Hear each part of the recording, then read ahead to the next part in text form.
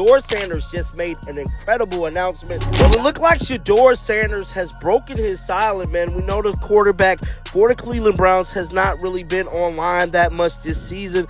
Shedeur has definitely been locked in. Well, I'm here to tell you, he took to Twitter today to drop a profound message. Shedeur Sanders just broke his silence.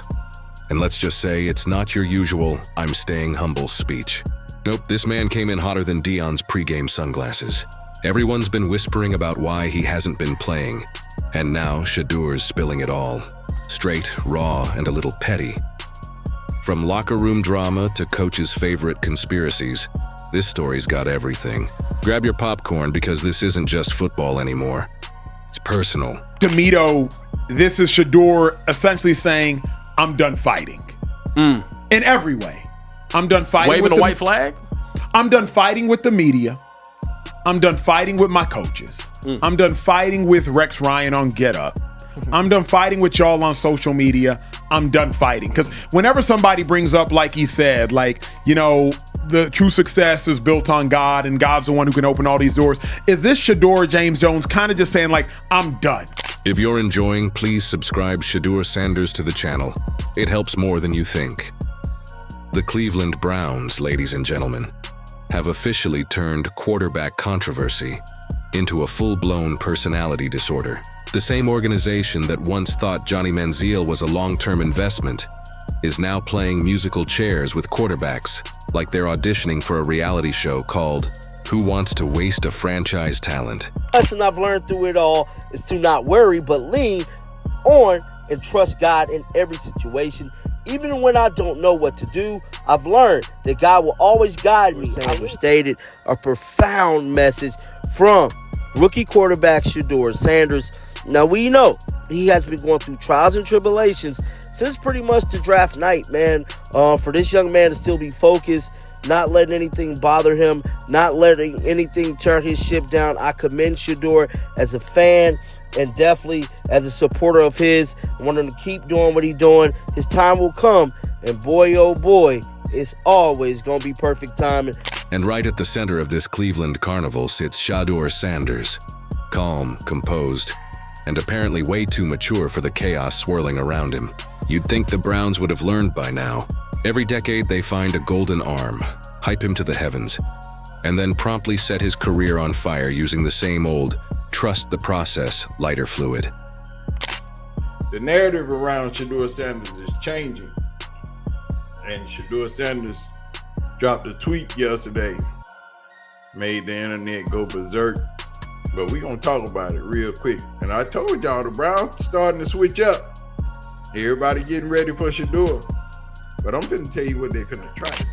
Y'all know our guy, that guy, him, Mr. Sanders. Currently the backup quarterback of the Cleveland Browns, right behind Lil Dylan. You know, we got to give Dylan his respect because he is the starting quarterback. Only because this man, Kevin Stefanski, has a whole lot of faith in something that we just can't see. But Shedeur? He's not lighting any torches. He's not begging for spotlight minutes or throwing sideline tantrums. He's sitting back like a man who knows the universe already sent him a memo that says, relax. Your time is coming. These people just haven't read the script yet. Was going to be the guy going forward. Shedeur Sanders didn't get in the game when they were up 31-6. Yeah. It was game over. Yeah. They were up 31-6, and then if y'all remember in the loss 2 weeks prior, Shedeur didn't get into the game when they were losing clearly and handedly. Yeah. I think Shedeur just now realizes the Browns don't want me to play. They are not playing me under any circumstance. Yeah. The Dolphins had their backup in the game. Why would you not? Correct. Yeah, it made no sense. Well, that's because Shedeur's a different backup. Let's see. Shedeur Sanders isn't just another quarterback waiting for his shot. He's the quiet storm behind the glass, the guy in the back seat during a road trip who knows he could drive better, but lets the fool at the wheel learn the hard way. While the coaches argue about schemes and fit, Shedeur's out here mastering the art of divine patience, something the Browns organization couldn't spell if you spotted them the first 6 letters. Because this whole situation, it's not just about play calling or locker room politics. It's a spiritual test disguised as a football season. While everyone else is counting snaps, Shedeur's counting blessings. The man isn't just waiting to play, he's letting God handle the playbook. And when you think about it, that's probably the most dangerous thing for Cleveland's front office. How do you manage a player who refuses to let stress live rent-free in his head? He's not scrolling social media at 2 a.m. searching for validation. He's not subtweeting the head coach or doing interviews that sound like therapy sessions wrapped in cryptic metaphors. He's smiling, showing up early, training like it's game day, and walking out like a man who already saw the end of the movie. And spoiler alert, he wins. The Browns brass, though, can't quite compute that kind of calm. They're used to panic energy, the kind of vibe that screams, "We drafted you to fix 40 years of bad decisions." But start Shedeur, I promise you, that stadium and that team and that offense, whether it goes great or it doesn't, at very least, you're going to get the Jackson Dart effect that the Giants you will. had That's a good in New York, where they said, all right, we got a shot. I believe in this guy. You got to do it at home right now. You got a home game. A winnable home. It's a the winnable home Yeah. game. Yeah. If Dylan do play, the crowd going to come in the game like, if Shedeur plays, it's going to be lit up in there. Yeah, it will be. You know what I'm saying? It will The be. defense going to come flying around. And it's the perfect time to start you a little streak if you want to start you a little streak. But Shedeur doesn't carry that baggage. He's too focused on the bigger picture, the one that doesn't just end at the 50-yard line but stretches all the way into destiny territory. Because when he talks about trusting God, he's not tossing around church talk to sound humble. He's living it. Think about how wild that is in the context of Cleveland football. While executives are running analytics on fourth down conversions, Shedeur's out here running faith analytics, calculating piece per prayer ratio, logging gratitude reps like it's film study. The Browns could use some of that energy. Maybe if the front office trusted the divine half as much as they trust spreadsheets, they wouldn't keep fumbling their future every few seasons. But Shedeur? He's just different. He knows disrespect when he sees it, but he also knows when to let it slide. It's that dangerous mix of self-awareness and self-control that makes people uncomfortable. The man could easily drop a passive-aggressive Instagram story and have the sports media melting down by breakfast. But he doesn't. Instead, he keeps his head down, smiles through the nonsense, and lets his actions, and apparently divine timing, speak for him. And here's the thing about the Browns. They don't know what to do with peace. They operate best in chaos, like some bizarre franchise tradition. The moment things get calm, they find new ways to create a storm. We know what Shedeur is. We know who he is, what type of player and person that he is. But yesterday, Shedeur Sanders dropped a tweet, and the world went bananas. As the son of a preacher, as a preacher's kid, as a child that has lived multiple facets of life, that has done a lot of wrong and a lot of right.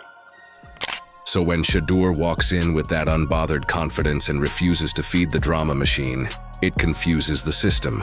Cleveland's front office thrives on emotional fuel, controversy, urgency, desperation. But Shedeur's tank runs on something entirely different. It's not adrenaline, it's faith. While everyone else is overanalyzing his bench time, Shedeur's already mastered the art of patience that only the spiritually undefeated understand. He's seen enough to know that stress doesn't move the needle. Worry doesn't earn playing time. Politics can't outlast purpose, and no coach's decision can override divine scheduling. That's what scares the league most about him. His calm isn't just composure, it's conviction. The kid's sitting on the bench like a man holding a secret, because in his mind it's not a setback, it's setup season. Every snap he doesn't take now is just building the anticipation for when he finally does. Every doubt whispered in the media just becomes part of the eventual highlight reel. You can almost picture the montage, slow motion footage of him in warm-ups, voiceovers about untapped potential, dramatic gospel music swelling in the background. Then boom, touchdown, destiny confirmed. Everyone pretending they believed in him the whole time. What this speaks to, and again, it does not bother me in any sort of large way, but what it does speak to is they continue to put all of the eggs in the Dylan Gabriel basket. And they have not been shy about that in any sort of way. And it's not surprising to me. No part of this is surprising because this is how they've treated Dylan the entire time.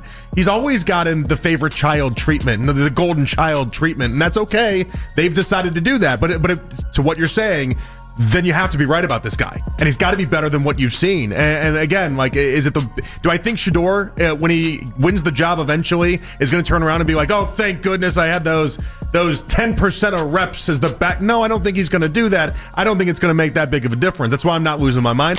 Meanwhile, up in the executive box, the Browns are probably hosting another strategy meeting, which in Cleveland terms means 12 people nodding in confusion, while the team owner stares at an old scouting report like it's a Sudoku puzzle.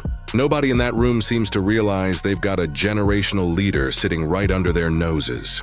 But Shedeur's fine with that. Because when you're built on faith, you don't need a press release. You just need patience. And that patience, it's lethal.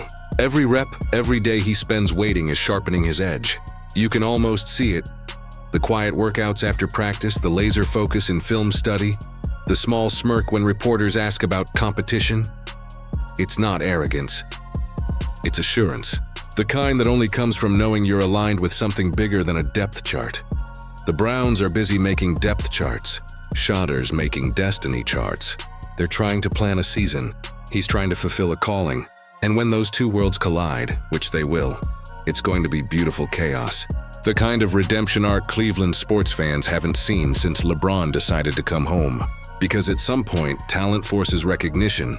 You can't keep a diamond buried forever. Eventually, even the most confused organization will realize they're sitting on a once-in-a-generation competitor who handles adversity like a monk in cleats. Stefanski is fighting for his job life by trying to cling to Dylan Gabriel, who was his choice to go forward with, because he took him 50 slots higher than Shedeur went in the 5th round.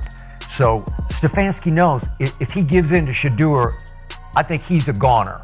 Like that's going to be the end of him, because he's dug in internally with the owner and the GM that he just wants no part of Shedeur. He doesn't like him. He doesn't like the way he handles himself. He doesn't like the way he carries himself in the locker room and the social media and all those things that nobody liked about him, or a lot of NFL people didn't like before. And when that happens, all the noise, all the disrespect, all the media chatter, it'll evaporate faster than a Cleveland playoff run.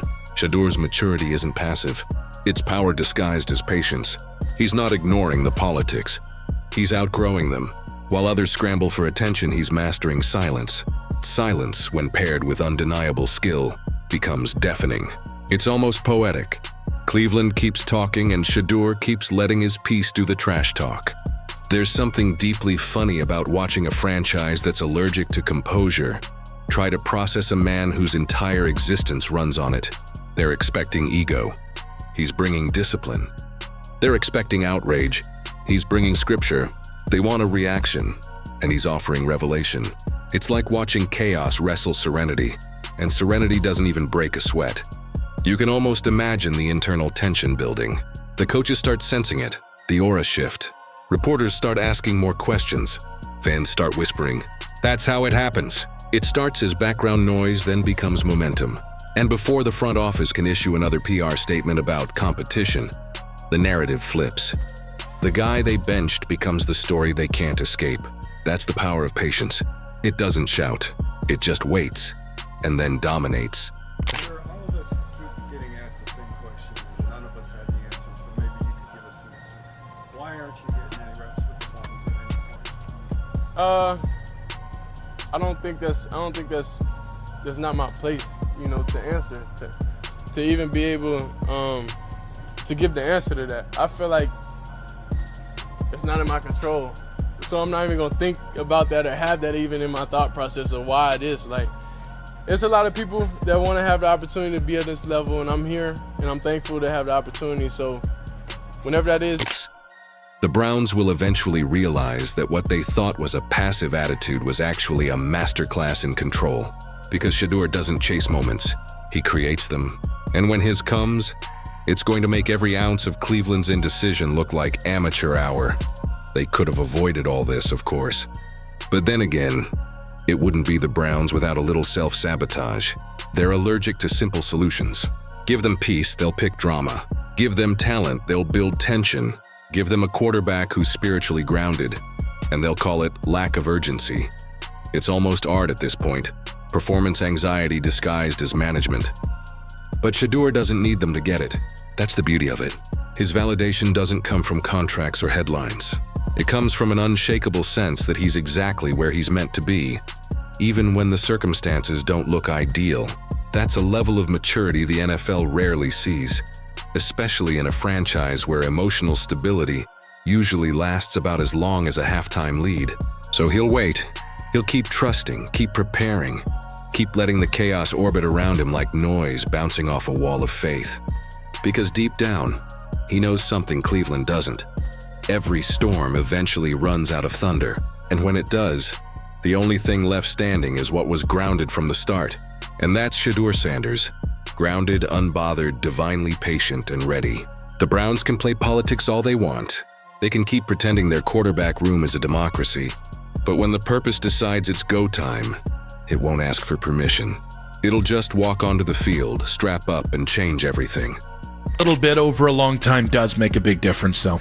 Especially if you're not a first-round quarterback. No, if you're just a rookie. I mean, I'd and like you're in a to see position him to play. I'd like to see him have the opportunity to go through some of those reps just from the speed component to it all. I think there's an obvious advantage to that. It's going to be better than him just sitting on the sidelines.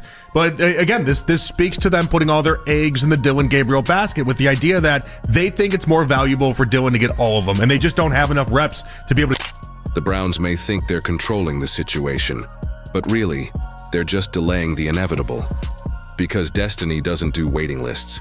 And no matter how long they try to hold him back, Shedeur's story has already been written by someone way bigger than Cleveland. And if you've been paying attention, you already know how it ends.